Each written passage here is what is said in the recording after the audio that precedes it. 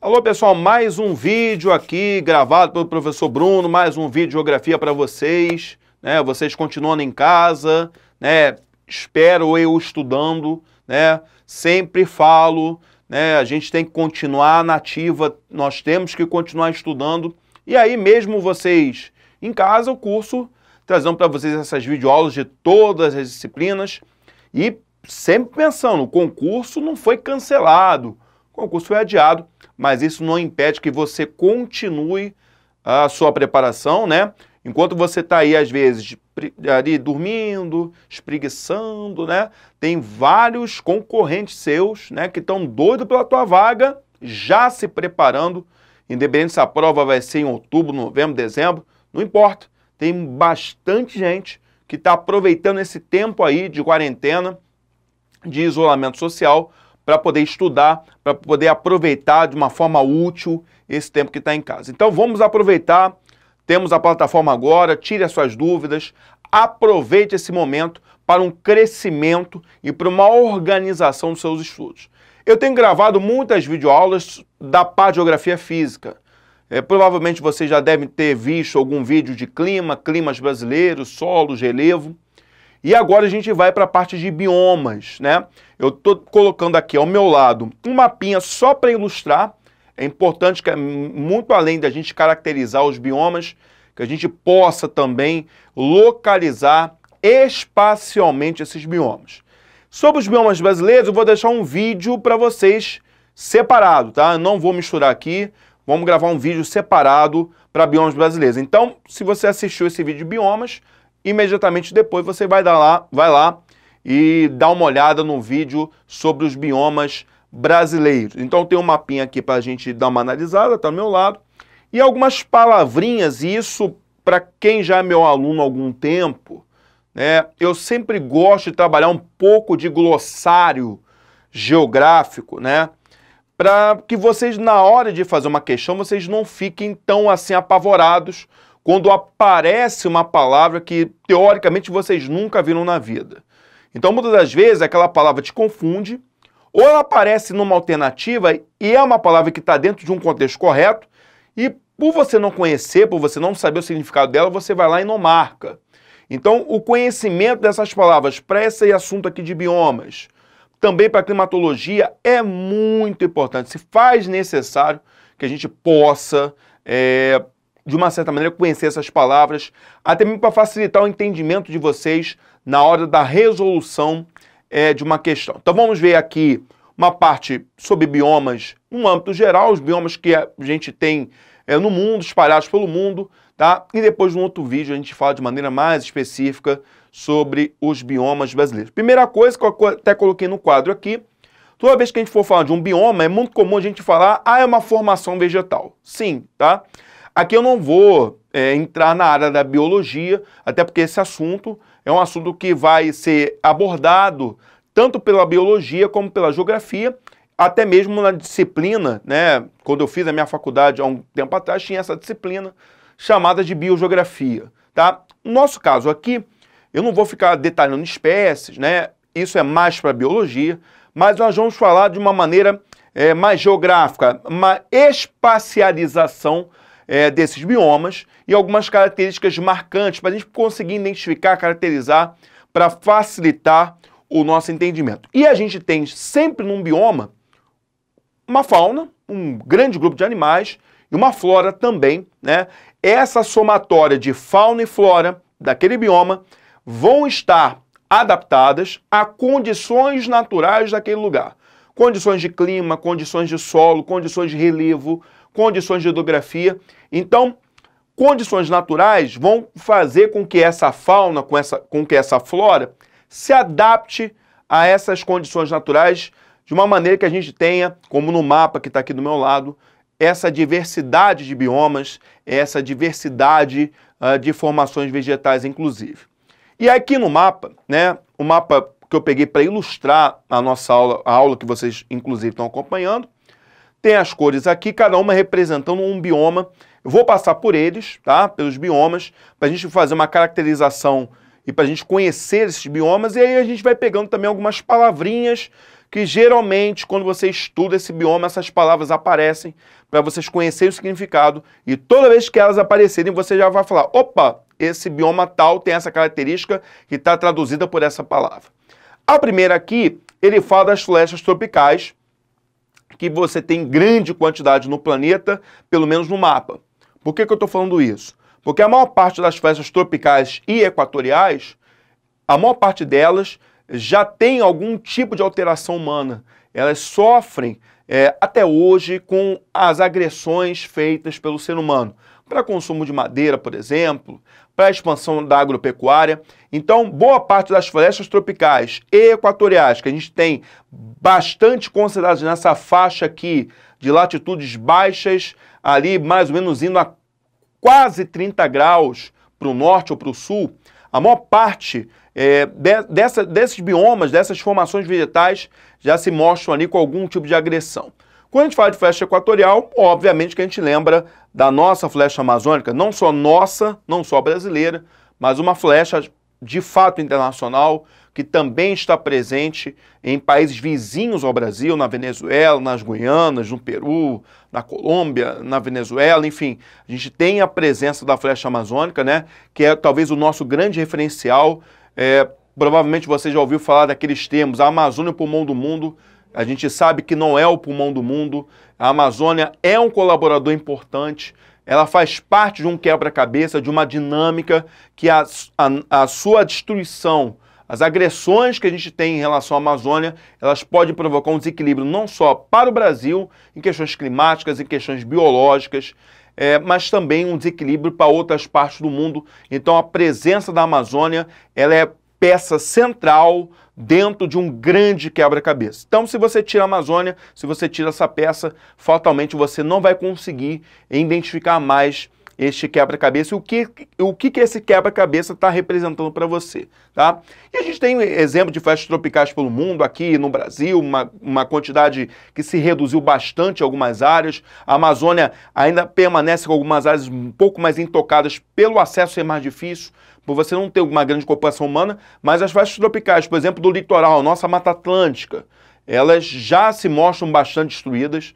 O número que a gente tem é de 5% de sobra em relação a ela. Mas como a gente não vai falar de Brasil agora, a gente vai falar mais num outro vídeo, tem, por exemplo, aqui a floresta equatorial do Congo, também que vem sofrendo grandes agressões. Também você tem problemas de ordem ambiental, alguns problemas bastante significativos, e algumas florestas equatoriais e tropicais também nessa área aqui do sul e sudeste da Ásia, também em alguns lugares já bastante agredidas. Então, ao mesmo tempo que a gente costuma dizer na biologia que você tem na floresta tropical e equatorial uma área que você tem uma grande biodiversidade, né, uma diversidade enorme de espécies da fauna e da flora, mas fatalmente hoje, no que nós temos de cenário de impactos ambientais, essas áreas aqui de florestas equatoriais, essas áreas de florestas tropicais, elas se mostram muito agredidas, com inúmeros impactos que podem colaborar para problemas de ordem climática. Nós devemos ter um cuidado redobrado ao explorar, ao destruir o que está acontecendo, o que o ser humano está fazendo, sobre essas florestas tropicais e equatoriais. Depois, essa parte mais em roxo, eu tenho as savanas, que é uma formação também de ordem tropical, mas diferente das florestas tropicais, por exemplo, porque é uma vegetação arbustiva, tem até a palavra arbustiva aqui, tá? Ela basicamente é composta por arbustos, tá? Quando você compara um arbusto de uma árvore, o próprio tamanho, tá, pode diferenciar um do outro. A árvore muito maior, né, e o arbusto vamos dizer assim, de uma altura média, tá? E um detalhe também das savanas é que você tem uma vegetação que, além de ser arbustiva, ela é muito esparsa. Tá aqui até a palavra esparsa. Significa dizer que essa vegetação é bastante espalhada. É uma vegetação que se espalha pelaquela área, né? E permite que você tenha, por exemplo, passando por ela, animais de grande porte, como acontece aqui na savana africana, né? Que é visitada, inclusive, por alguns turistas. O pessoal faz aquele safari, você tem, além de uma vegetação arbustiva, uma vegetação espalhada, esparsa, também a presença de animais de grande porte. A savana, geralmente, ela varia de tamanho. Você tem ali o que a gente chama daquela savana com os campos limpos, né? Depois você tem os campos sujos, onde você vai encontrar um arbusto ou outro. Você tem a savana típica, né? Que mais ou menos é aquilo que a gente visualiza uma savana, aqueles arbustos espalhados, né? Mas você tem também uma transição da savana para florestas tropicais, onde você tem árvores já presentes. É mais ou menos o que acontece aqui no Brasil, né? Nós chamamos o cerrado como sendo um exemplar de savana, tá? Onde tem os campos limpos, os campos sujos, tem um cerrado típico, que é o cerrado que a gente geralmente mais é acostumado a ver, e tem um cerradão, que seria uma transição, por exemplo, do cerrado brasileiro para as áreas de floresta amazônica, onde você já tem, além de arbustos, também a presença de árvores de grande tamanho, inclusive. As áreas desérticas, né, e aí vou pegar um gancho aqui, tem também no mapa o que eles chamam de desertos absolutos, com gelo, rocha ou areia. A gente tem o hábito de achar que só tem deserto quente, como, por exemplo, o deserto do Saara, né? Na verdade, o conceito de deserto é para baixa pluviosidade ou nenhuma pluviosidade, tá? E não necessariamente só a temperatura, né? Porque você tem, no contexto dos biomas, desertos que você tem áreas mais quentes e tem desertos também em áreas mais frias. Então, quando ele fala aqui desertos absolutos com gelo, rocha ou areia, justamente isso. Você tem um deserto quente, aquele que mais a gente conhece, o Saara, por exemplo, Kalahari, lá na África, né? Que geralmente chamam muito atenção, áreas desérticas aqui na América do Norte, ali na Califórnia, mas o deserto frio também ele é considerado, né? Porque você tem uma pluviosidade muito baixa. Ah, professor, mas neva, né? Mas a neve você não faz a contagem de pluviosidade, porque é uma precipitação em forma sólida, então você não conta aí. Então você tem um deserto frio e um deserto quente. No caso do Saara, e no caso também de outros desertos dessa faixa mais aqui de latitudes medianas, um grande fator que vai fazer com que você tenha desertos, mesmo em áreas, aqui, por exemplo, no deserto do Saara, você tem um litoral aqui, mas você tem um corredor aqui de deserto, né? Se vocês forem pensar, é quase como um corredor mesmo. Na verdade, a ocorrência desses desertos quentes, nessas latitudes aqui médias do hemisfério norte, está associada a dois fatores. Primeiro, o fator continentalidade, em boa parte dessas áreas, mas também um grande fator para a ocorrência desses desertos quentes são os ventos contralísios. São aqueles ventos alísios que bateram na linha do Equador, deixaram toda a sua umidade e voltam em direção aos trópicos, já com uma outra característica de serem ventos, inclusive, mais secos. Então, a ocorrência desses ventos ditos contralísios são ventos mais secos. Elas também justificam a presença nessas latitudes médias de mais ou menos ali 30 graus, principalmente para o hemisfério norte, desses desertos em grande quantidade, esses desertos bem extensos, quentes e com baixíssima pluviosidade. Professor, será que num deserto quente pode chover em algum dado momento? Até pode, só que é muito difícil você prever quando vai chover. É diferente de uma área tropical, é diferente de uma área temperada, que você faz uma previsão e você consegue fazer um diagnóstico de quando vai chover. Na verdade, quando você pega uma área desértica, a previsão de uma chuva ela é muito mais complicada. Realmente pode chover um dia inteiro e pode ficar 30, 40 anos sem chover nada. Então, essa questão de ser uma coisa meio que irregular ou imprevisível mesmo, faz com que você tenha esse cuidado, né? Porque tem pessoas que acham que no deserto nunca vai chover. Na verdade, a gente não pode determinar isso. Pode chover num dado momento, só que a data, o ano, o momento, você não consegue prever. Você tem que ter condições muito específicas para que isso, inclusive, aconteça. Aqui no mapa, tem uma formação que ele chama de chaparral. E aí eu vou pegar também uma formação vegetal que ele não colocou, que é uma formação, um bioma, né, importante, que é a vegetação que ele chama de vegetação mediterrânea. Se vocês forem procurar em algum livro ou na internet o que é chaparral, o chaparral seriam bosques, tá? Mais ou menos bastante semelhantes ao que a gente tem na vegetação mediterrânea, tá? É uma vegetação muito composta de arbustos, tá? E essa vegetação mediterrânea está muito adaptada ao inverno, que ele é frio e ele é mais chuvoso. O verão, geralmente, é um verão de temperaturas razoavelmente elevadas e também com pouquíssima chuva, ou quase nenhuma chuva. Então, quando a gente chama de chaparral, são bosques. Você pega algumas fotos na internet, são até fotos muito bonitas, né? Aqueles bosques bem verdes, geralmente quando ele está muito verdinho, é porque teve alguma chuva, tá? E a gente associa essa vegetação ao que acontece na que chamamos aqui de vegetação mediterrânea. Está até aqui nessa cor mais rosa, que é justamente essa área aqui do entorno. Pega Portugal e Espanha, pega aqui a Itália, pega, por exemplo, aqui algumas áreas da Península Balcânica, pega essa área aqui, mais uma ponta aqui do Oriente Médio, pega um pouquinho no norte da África. Então você tem uma vegetação ali mediterrânea que tem esses bosques, tem arbustos, tem aquelas ervas aromáticas, inclusive as oliveiras, né, onde você tem a azeitona, que faz o azeite de oliva. Então toda essa área aqui é uma área bem interessante desses bosques, né, dessa vegetação mediterrânea, ou chamada de chaparral em algumas outras áreas. Os campos, a gente tem um hábito de diferenciar os campos, né? Primeiro que campo é vegetação herbácea, vegetação rasteira, né? Tem em muitos lugares no mundo e muitas das vezes combinado com outro bioma. Só que geralmente a gente costuma dividir os campos em dois grandes grupos. Esses campos de regiões temperadas, né, a gente costuma chamar de pradarias. Não é padaria, é pradaria, tá? São campos onde você tem aquelas grandes extensões, por exemplo, onde muitas das vezes você aproveita aquelas áreas de campos que estão em áreas de planície para fazer plantio de alguma coisa. Os solos são bastante férteis, então ali nos Estados Unidos e Canadá, as áreas centrais, lá no continente europeu também. Então você vai ter uma grande área desses campos temperados que a gente chama popularmente de pradarias, tá? E eu tenho também esses campos temperados em áreas aqui, por exemplo, da América do Sul. Aqui pega um pouquinho na região sul, pega a Argentina, pega o Uruguai. Por exemplo, no Rio Grande do Sul a gente chama de pampas, né, os pampas gaúchos. Justamente essa vegetação herbácea, bem rasteira, que a gente utiliza as áreas mais, assim, de um relevo mais plano para plantar ou para criar o gado, por exemplo. Só que eu também tenho alguns tipos de campos, né, mais secos. E a gente costuma dizer que esses campos mais secos são as chamadas estepes. O pessoal também gosta de falar que aonde aparece uma estepe, você está tendo ali uma transição para um clima árido. Então a estepe, ela seria uma vegetação, um bioma mais comum de climas semiáridos, né?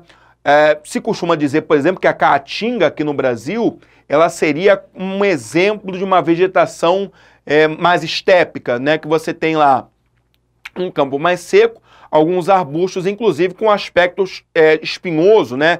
Com os espinhos, né? Eu não sou professor de biologia, mas uma vez me falaram que o espinho é um tipo de folha, para justamente não ter a perda de água. Então, esse aspecto de xerofilia, uma outra palavra que está aqui do lado, é justamente o aspecto de uma formação vegetal, de um bioma que está adaptado a uma área de clima, inclusive mais seco, com pluviosidade abaixo da média, ou com uma pluviosidade, inclusive, mais irregular. Aqui, na parte mais em verde, o que a gente chama de florestas temperadas, também altamente destruídas pelo ser humano, né? Pega o hemisfério norte, áreas do continente europeu, da Ásia, áreas dos Estados Unidos. Você devastou muito essas florestas temperadas, né? Que tem algumas palavrinhas mágicas quando você fala delas, né? Elas são caducifólias, está até aqui embaixo. Quando a gente fala caducifólia, elas perdem as folhas na transição do outono para o inverno, ou no outono e inverno, para justamente evitar acúmulo de neve, né? É uma formação muito mais homogênea. Quando a gente fala que a formação é homogênea, quer dizer que você não tem grande variedade de espécies. É uma variedade muito pequena, é diferente de uma formação heterogênea. Por exemplo, a floresta tropical é bem heterogênea. O número de espécies ali é grande e espécies diferentes. Você tem espécies variadas, você tem uma biodiversidade muito maior, inclusive. Então, quando você fala da palavra caducifólia, que está aqui, você lembra da floresta temperada. É aquela árvore que o pessoal geralmente mostra para meio que caracterizar a estação do ano. Tá cheio de frutos, aí tá lá no verão. Aí pega a árvore no outono, as folhas estão meio que amareladas, estão quase que caindo. E aí, quando você mostra a mesma árvore no inverno, ela tá sem folha nenhuma. Geralmente, esse tipo de exemplo é um exemplo de uma árvore, uma espécie de árvore qualquer, adaptada ao clima temperado. É uma espécie de flecha temperada, geralmente, que o pessoal costumava colocar para explicar as estações do ano. Eu sei que hoje é muito difícil explicar as estações do ano, mas antigamente, quando a gente era meio que criança, a gente tinha o hábito de olhar essa árvore, não me lembro qual árvore que seria, mas a gente costumava diferenciar as estações por uma árvore provavelmente de flecha temperada. E a devastação dessas flechas temperadas, muito pelo consumo da madeira, né? Nos Estados Unidos, no continente europeu, a gente costuma dizer que os primeiros grandes biomas que sofreram essa agressão, né, esse impacto de uso, né, da madeira, de corte dessas árvores, foram as flechas temperadas, né? Então, quando a gente faz um retrospecto, até mesmo ambiental, do meio ambiente no mundo todo, né, dessa relação entre o meio ambiente, a gente costuma dizer que os primeiros grandes biomas a sofrerem um impacto direto dessa ação desenfreada de consumo de madeira, de expansão de produção agrícola e pecuária, foram estas flechas temperadas. Algumas dessas madeiras, inclusive, eram vendidas a preços exorbitantes, né? E depois, né, os povos europeus, quando vieram aqui para o continente americano, também vão devastar as nossas florestas tropicais, também muito em função também de você buscar aqui não só o ouro, não só riquezas minerais, mas aqui no caso do brasileiro, o próprio Brasil, uma espécie da Mata Atlântica, também com um valor comercial para o continente europeu muito grande, também o uso desses biomas, dessas florestas para fins econômicos é um uso que é histórico, inclusive, mas que custou a devastação de boa parte dessas formações vegetais. A taiga é o que nós chamamos de flecha de coníferas, né? E a flecha de coníferas tem essa palavra aqui. Ela é acicurifoliada, folhas em forma de agulha. São folhas bem pequenas, com uma função também de evitar o acúmulo de neve, né? E esse formato de cone, né, por isso que elas são chamadas de flecha de coníferas, também é nessa perspectiva, evitar o acúmulo de neve. Por isso que às vezes você vê a telha de uma casa no formato triangular. Isso é algo feito pelos europeus, algo feito pelos americanos, né? No Brasil tem laje. Laje é mais nossa, é mais do clima tropical. Mas eles lá fazem aquelas casas bonitinhas, triangulares, justamente na perspectiva de evitar o acúmulo de neve. Então, quando você pega a taiga, que também é uma formação mais homogênea, a variedade de espécies é muito pequena, mas justamente também adaptações. A acicurifoliada, ela é homogênea, mas adaptações para evitar também evitar o acúmulo de neve. E aqui eu tenho no final o que eles chamam de tundra ártica e tundra alpina. A alpina, áreas de altitude, quanto maior a altitude, né, obviamente que a vegetação vai diminuindo de porte, vai diminuindo de tamanho.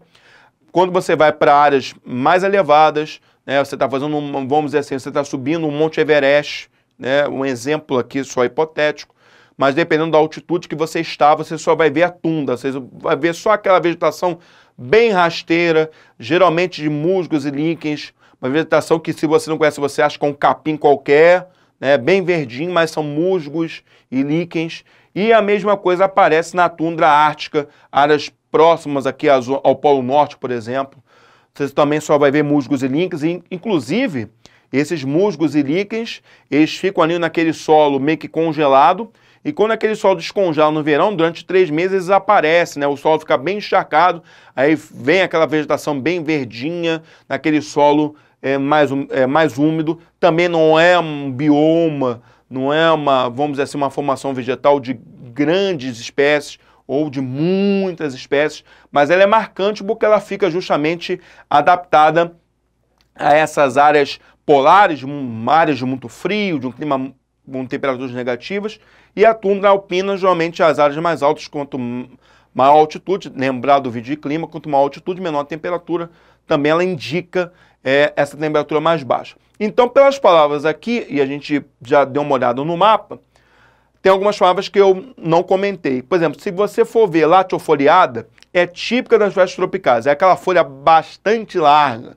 Quando você vê, por exemplo, uma espécie da Amazônia ou da Mata Atlântica, que vê aquela folha grandona, a gente costuma dizer que ela é latiofoliada, permite a troca gasosa. Só lembrar, né, que ela vai absorver o gás carbônico, vai emitir oxigênio, tá? A fotossíntese também, por isso que ela é bem verdinha, clorofila ali da fotossíntese, é indicativo justamente, né, essas espécies tropicais equatoriais em áreas onde elas recebem muita luz solar, então a produção da clorofila pela fotossíntese também é uma coisa muito marcante, tá? Perene. Quando você fala que a vegetação é perene, é porque as folhas nunca caem, né? Ou caem, mas sempre vai ter folha, né? Porque às vezes a pessoa olha assim uma formação vegetal. Ah, aquela formação vegetal é perene. Ok, então as folhas, ela sempre vai ter folhas, ela vai sempre ter folhagem.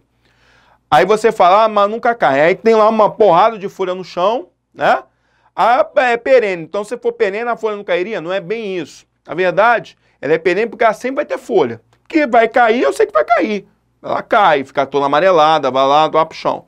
Mas ela nunca vai ficar só com galho. Ela sempre vai ter a folhagem dela, inclusive. Então isso para ficar bem destacado. Já falei a ciculifoliada. A higrófila também é algo muito mais comum para formações de clima tropical e equatorial, que você tem algumas espécies que vão estar adaptadas, por exemplo, a excesso de água. Então a floresta amazônica tem árvore dentro da água. Então é isso aí, a gente costuma dizer que ali é uma formação vegetal higrófila, adaptada ao excesso de água. Xerófila, ao contrário, eu falei que é adaptada à falta de chuvas, áreas mais secas. A tropófila é de climas tropicais.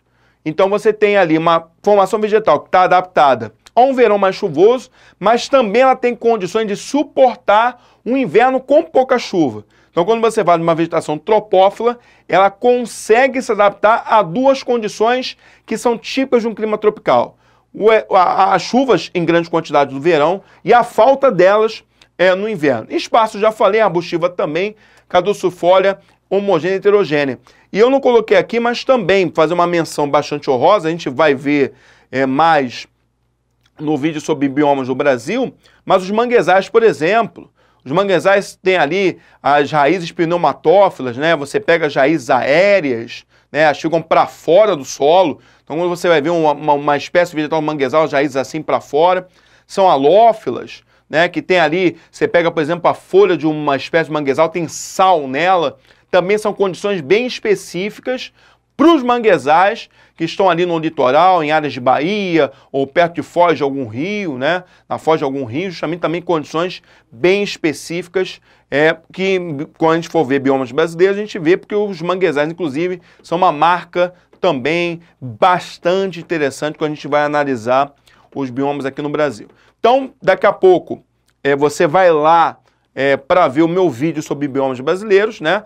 E lembrando, tem outros vídeos sobre climas também, no mundo do Brasil, relevo geral do Brasil. Então aproveita também para você fazer esse apanhado na parte de geografia física. Não esquece também de botar o seu comentário, né, botar os comentários que ali a gente está vendo que você está acompanhando, a gente está observando isso, tá?